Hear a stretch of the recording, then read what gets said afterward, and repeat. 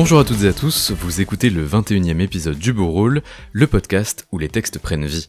Aujourd'hui, direction le passage du Pont-Neuf, où les nerfs s'agitent et où les passions deviennent des maladies. Découvrez l'histoire de Thérèse Raquin d'Émile Zola. Ouvrez les histoires.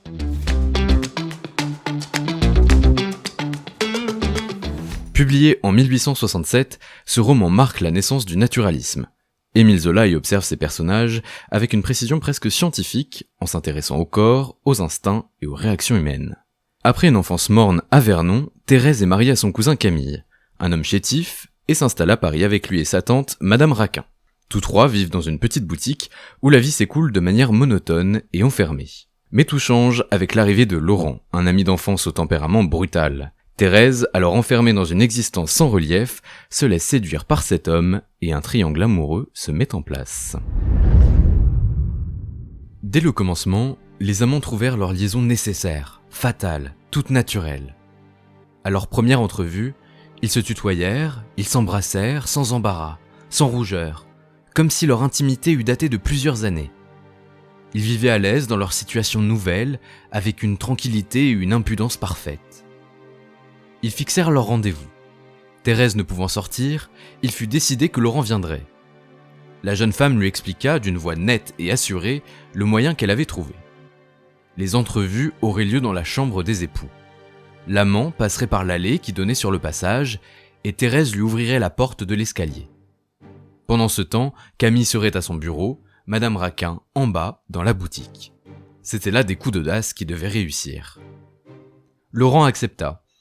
Il avait dans sa prudence une sorte de témérité brutale, la témérité d'un homme qui a de gros poings. L'air grave et calme de sa maîtresse l'engagea à venir goûter d'une passion si hardiment offerte. Il choisit un prétexte, il obtint de son chef un congé de 2 heures et il accourut au passage du Pont-Neuf. Dès l'entrée du passage, il éprouva des voluptés cuisantes. La marchande de bijoux faux était assise juste en face de la porte de l'allée. Il lui fallut attendre qu'elle fût occupée, qu'une jeune ouvrière vint acheter une bague ou des boucles d'oreilles de cuivre. Alors rapidement il entra dans l'allée, il monta l'escalier étroit et obscur en s'appuyant au mur gras d'humidité. Ses pieds heurtaient les marches de pierre. Au bruit de chaque heure, il sentait une brûlure qui lui traversait la poitrine. Une porte s'ouvrit. Sur le seuil, au milieu d'une lueur blanche, il vit Thérèse, en camisole, en jupon, toute éclatante, les cheveux fortement noués derrière la tête. Elle ferma la porte, elle se pendit à son cou.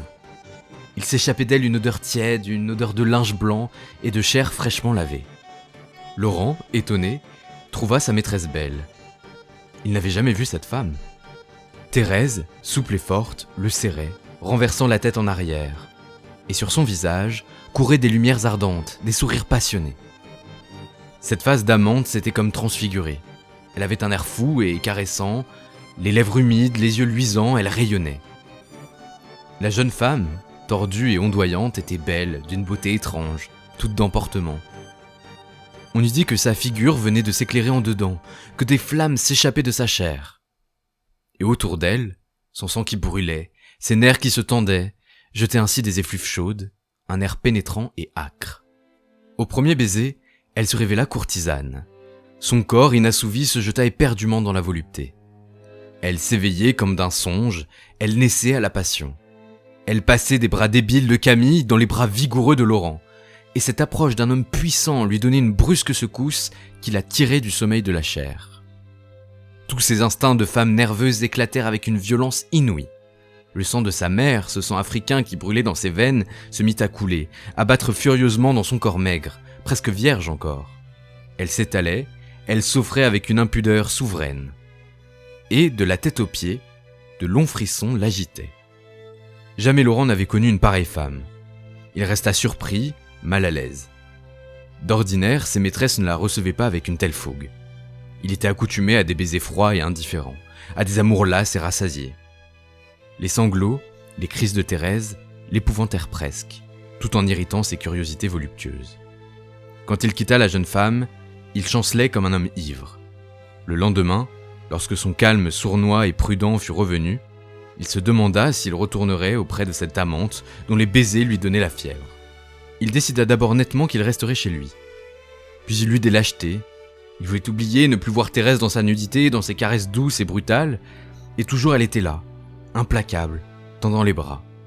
La souffrance physique que lui causait ce spectacle devint intolérable. Il céda, il prit un nouveau rendez-vous, il revint au passage du Pont-Neuf. À partir de ce jour, Thérèse entra dans sa vie. Il ne l'acceptait pas encore, mais il la subissait. Il avait des heures d'effroi, des moments de prudence, et en somme, cette liaison le secouait désagréablement. Mais ses peurs, ses malaises tombaient devant ses désirs.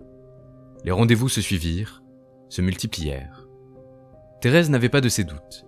Elle se livrait sans ménagement à l'endroit où la poussait sa passion.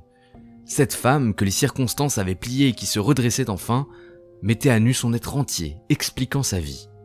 Parfois, elle passait ses bras au cou de Laurent, elle se traînait sur sa poitrine, et d'une voix encore haletante. « Oh, si tu savais combien j'ai souffert. J'ai été élevée dans l'humidité tiède de la chambre d'un malade.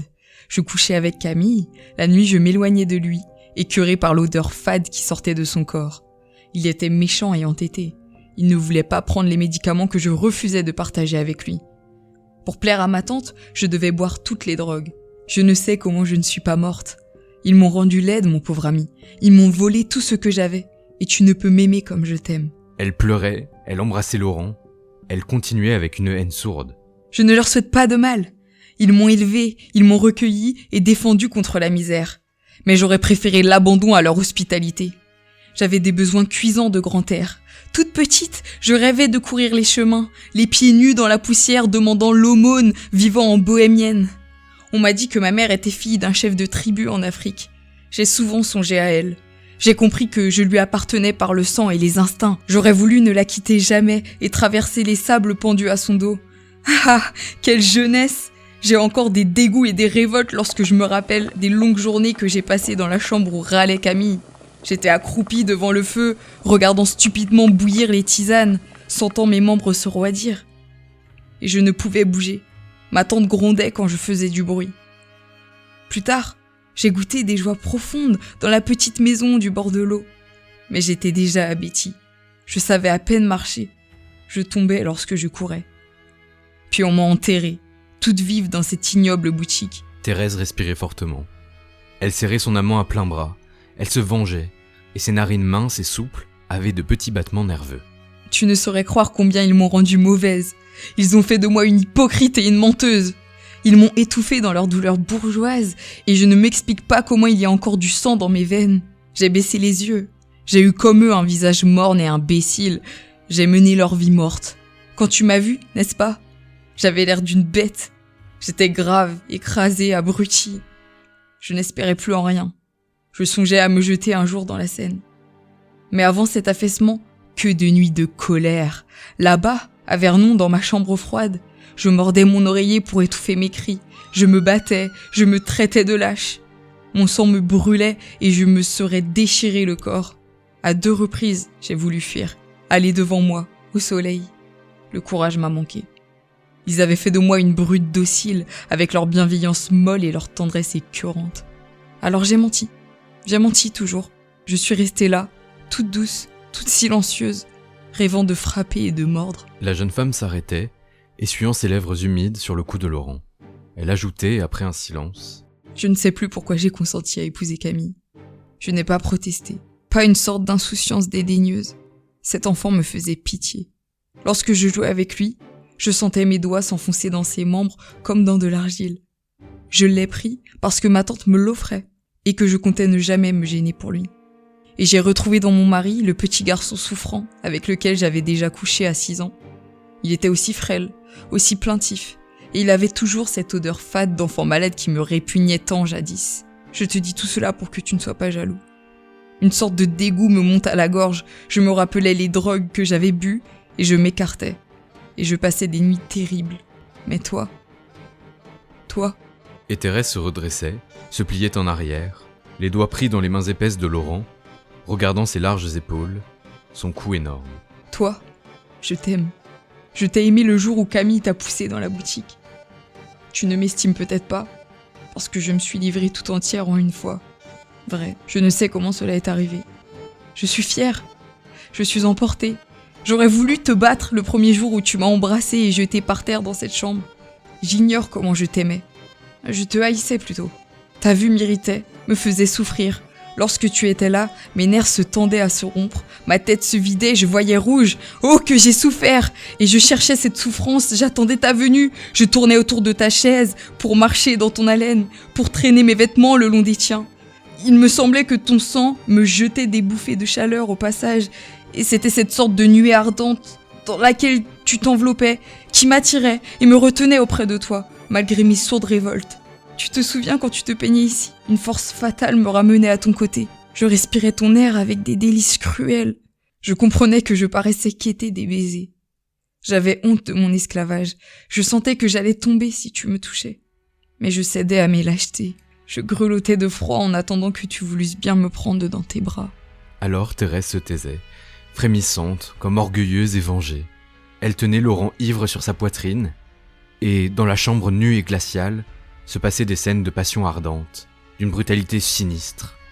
Chaque nouveau rendez-vous amenait des crises plus fougueuses. La jeune femme semblait se plaire à l'audace et à l'impudence. Elle n'avait pas une hésitation, pas une peur.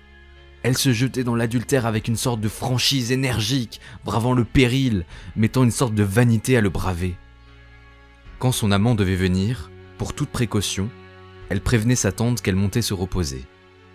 Et quand il était là, elle marchait, parlait, agissait carrément, sans songer jamais à éviter le bruit.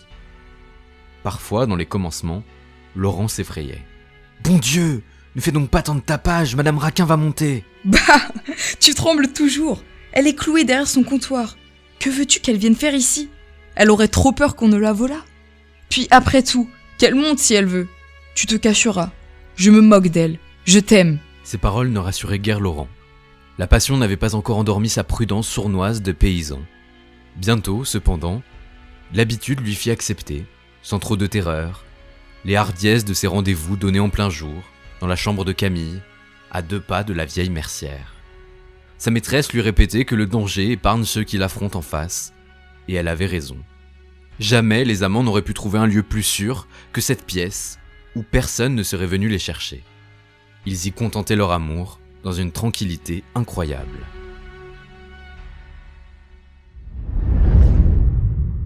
C'est tout pour aujourd'hui. Si vous souhaitez poursuivre l'histoire de Thérèse Raquin, rendez-vous en librairie, en bibliothèque ou sur internet. Merci d'avoir écouté ce 21e épisode du Beau Rôle. Si ça vous a plu, pensez à vous abonner au podcast et à suivre l'aventure sur les réseaux sociaux. N'oubliez pas de liker et de partager autour de vous pour continuer à faire vivre ces textes. Merci à Charlotte Depote qui s'est prêtée au jeu de la deuxième voix. Cet épisode a été enregistré au studio de Radio RGB 99.2. On se retrouve très vite pour une nouvelle histoire. Salut!